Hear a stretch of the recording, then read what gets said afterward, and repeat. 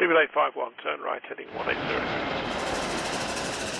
14 Papa, turn right 245, report localizer established. Positive recovery plans are hard to come by within the industry at this point, and especially with that of the Airbus A380, but nevertheless we do have some exciting news, if you will, coming from an Australian carrier, that being Qantas with regards to their own Airbus A380s, which have most definitely had questions arise over the future for them within the Qantas fleet operations and network. It has been no lie at all that Australia has rather aggressively noted that it will be keeping its borders shut internationally for a considerable period of time, which naturally means that the Qantas international network is slashed drastically. Even with various travel bubbles, potentially to New Zealand and then of course other destinations in the future, there is simply no need and simply no way that Qantas would be operating and also filling an Airbus A380. That's where their Boeing 787s and even Airbus A330s come in handy with their operations moving forward while these borders do remain shut.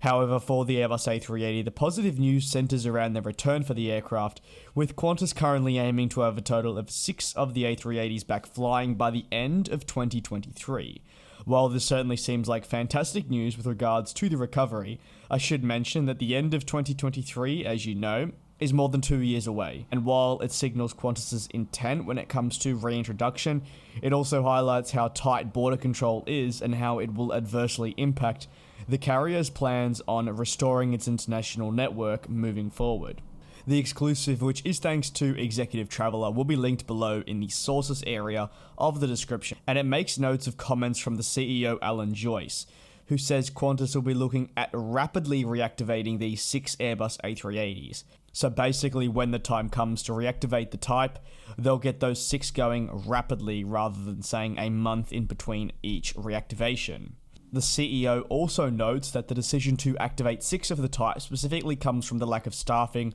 following the pandemic, which has resulted in a number being offloaded or most being not active. This though does not mean that the carrier doesn't want to bring back all of its Airbus A380s in the future at some point. Actually, in fact, in some more positive news, if you will, Alan Joyce has been pretty upfront for quite some time now that they wish to reactivate all 12 of their A380s at some point in the future. Basically, while they can get 6 up and running very rapidly, and that's their original intent, he has noted that the remaining 6, if needed, wouldn't actually take that long to get flying either again, and they would not hesitate to pull the plug and reactivate them if demand was really going in such an upward trajectory that it would mean that they could have 12 flying at once and still be profitable.